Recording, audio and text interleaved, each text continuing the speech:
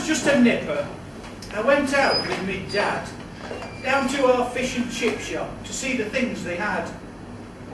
It really was a treat to me. Spread out before these eyes, plastic pots of salt and vinegar and stacks of Hollands pies. The man who did the cooking was big and smelt of fat. He put my chips in paper and then asked, "Will there be greens with that?" He stared down from the counter. Dad said, "Tell the man yes, please." I just looked blank and said, "No thanks, I don't like mushy peas." "You don't like mushy peas?" he screamed. "You don't like mushy peas? Are you some kind of foreign kid, come here from overseas? What should you eat with tripe then?" "Don't tell me, kidney beans. But here, where men are men, lad, it's always mushy peas." At school, I just took sandwiches, so no one ever knew. But once I started courting, then my heart was in a stew.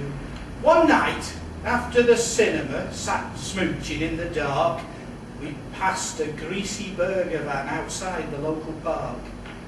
The serving woman stuck her cigarette behind one ear, slid greasy buns in plastic trays, then said, "All right, my dear, shall I put this lumpy topping on your hamburger and cheese?" I said, "No thanks, just beans for me, because I don't like mushy peas." "You don't like mushy peas?" she squealed. "You don't like mushy peas? Have you got something catching then? Some terrible disease? Is it Ramadan or Yom Kippur or a fast from New Year's Eve? There must be something up with you if you don't like mushy peas." So then I joined the army, the 14th foot and mouth, and went fighting in the Middle East, except we were left and south. We came back from patrol one night, all ready for a rest, and made our way to one big flapping tent, known as the Flipping Mess. And it was a mess they served us. It was sickly brown, but hot, which was fine, but mine had slimy little green bits on the top. I said, "I'll march through steaming jungles and cross deserts on my knees. I'll kill with bayonets for you, but I don't like mushy peas." "You don't like mushy peas?" they barked. "You don't like mushy peas? Well, King's rules and regulations says he bloody disagrees. We didn't build an empire, lad, by marching overseas and eating broccoli and carrots. It was done on mushy peas." So I was thrown out of the army.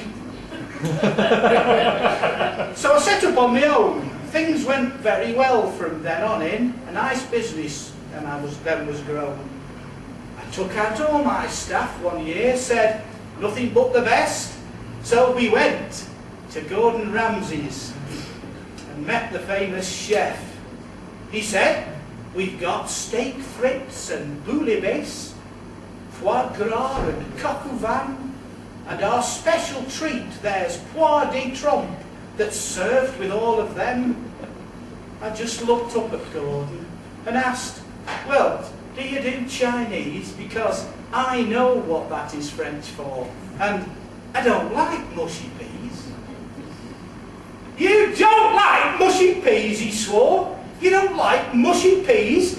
Do you know how many hours I've been cooking these? All the years of bloody training and my expertise, so you can sit and tell me that you don't like mushy peas?"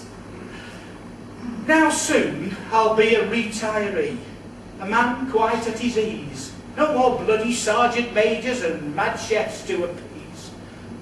No need to make more money for investors and trustees. I'll go walking with the fairies then underneath the trees. I'll escape that dreadful rat race, the hypocrisy and sleaze. Go on holiday to Southport, South Devon or Belize.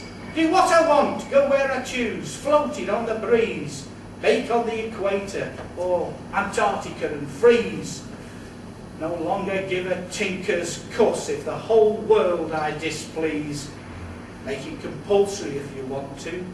I don't care what the law decrees. Lock me up and throw the keys away. There are no guarantees. There's just one thing in life that's certain, and that's I don't like mushy peas. Thank you.